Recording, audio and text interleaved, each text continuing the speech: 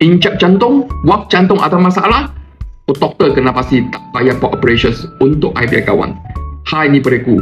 Pada masa 2018, sebenarnya I punya kawan ni, dia ni di Singapura, dia dipastikan dia ada semula jadi waf ataupun incap yang ada masalah. Sebenarnya doktor sudah cakap suatu hari nanti dia mesti kena buat operations. Tapi masa tu kerana beliau risaukan ada risiko semasa buat operations kan.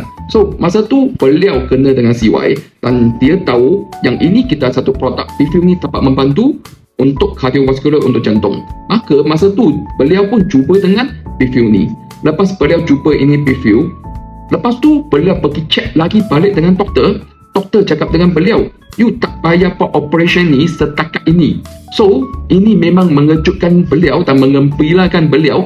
Juga doktor dia pun terkejut juga. Dia biar keadaan dia biar jantung sekarang sudah jadi semakin baik.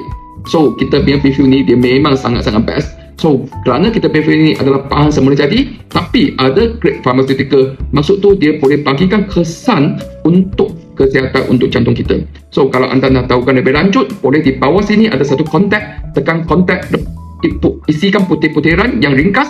Lepas tu, CY akan hubungi anda. Dan kalau anda suka dengan video ni, sila like, share dan komenkan video ni. Dan jangan lupa sila savekan video ni untuk tengok balik. Dan jangan lupa sila follow dengan CY.